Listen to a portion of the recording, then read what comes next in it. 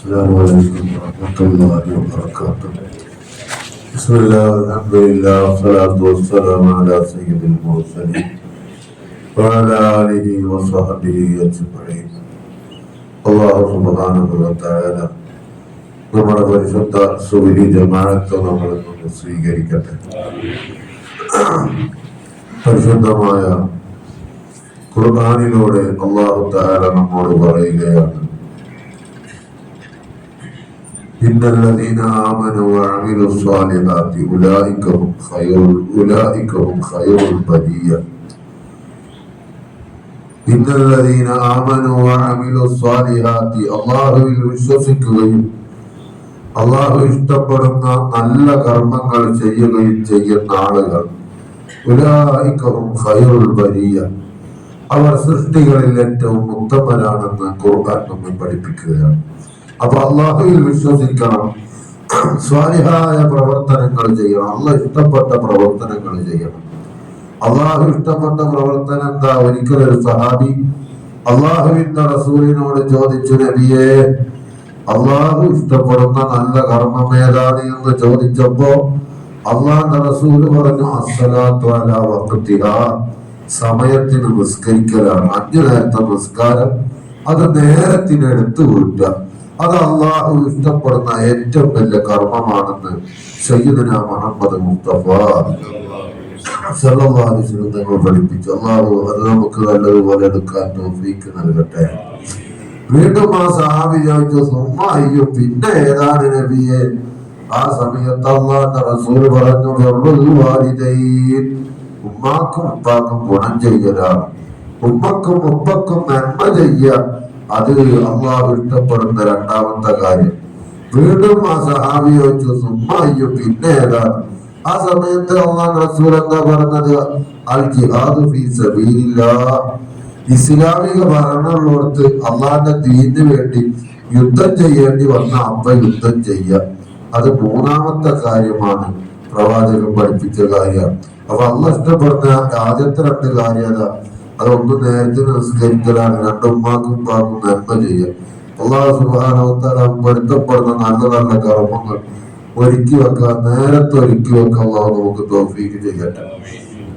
അപ്പൊ ഖുർആൻ പഠിപ്പിച്ചത് ജനങ്ങളെ കൂട്ടത്തിൽ ഏറ്റവും നല്ലവര് എന്ന് പറഞ്ഞാൽ അല്ലാഹുവിൽ വിശ്വസിച്ച് നല്ല പ്രവർത്തനങ്ങളൊക്കെ ചെയ്യുക, ഇങ്ങനെയുള്ള ആളുകളാണ് ജനങ്ങളുടെ കൂട്ടത്തിൽ ഏറ്റവും നല്ലവര്.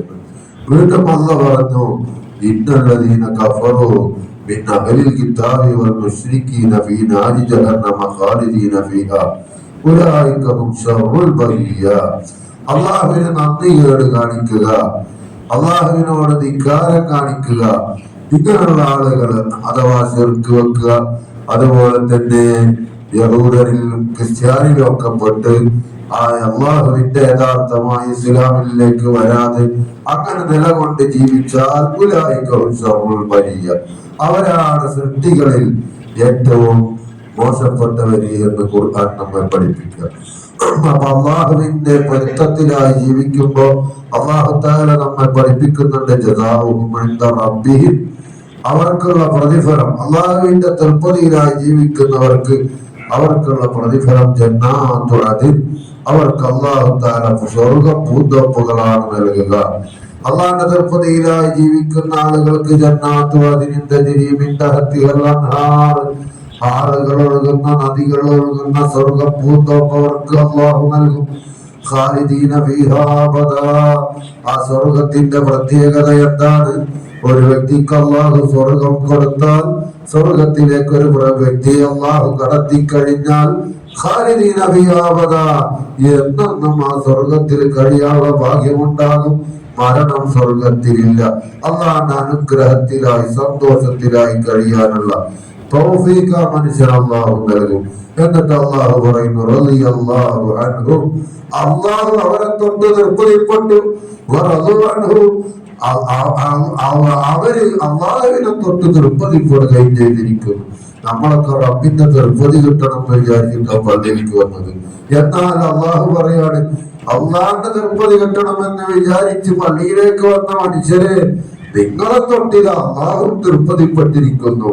ذلك لمن خشي ربه അള്ളാഹനെ പേടിക്കുന്നവർക്കാണ് ഇങ്ങനത്തെ വലിയ അനുഗ്രഹം, സ്വർഗീയമായ അനുഗ്രഹം, സ്വർഗത്തിൽ നിന്നും ജീവിക്കാനുള്ള ഭാഗ്യമൊക്കെ ഉണ്ടാവുക, അള്ളാഹിന്റെ തൃപ്തി ഉണ്ടാവുക. പടച്ചോനെ പേടിച്ച് ജീവിക്കുന്ന യഥാർത്ഥ വിജയികളും മുത്തഖീകളും നമ്മളൊക്കെ അള്ളാഹു പഠിച്ചു തരട്ടെ. റബ്ബേ പടച്ചോനെ, ഞങ്ങൾ പറഞ്ഞതും കേട്ടത് ഉപകാരമുള്ള യുവാക്കണം തരാൻ. അള്ളാഹുവെ, ഞങ്ങൾക്ക് നീ ഇഷ്ടപ്പെടുന്ന രൂപത്തിൽ നല്ലതുപോലെ ജീവിച്ച് മരിക്കാൻ ഭാഗ്യം നൽകണം റഹ്മാനെ.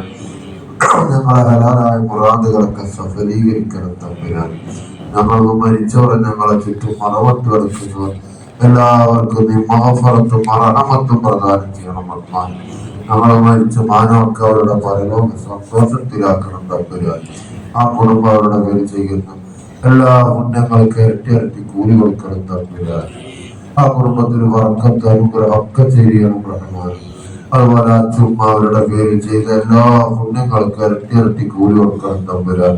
അവരുടെ പേര് ചെയ്ത ജാരിയായ സദഖയുടെ പ്രതിഫലം അവരെ അകറത്തിലേക്ക് എത്തിക്കണം തമ്പുരാൻ. നാളെ വരെ അവർക്ക് നീ സന്തോഷവും സമാധാനവും സ്വർഗീയമായ അനുഗ്രഹം നൽകണം തമ്പുരാൻ.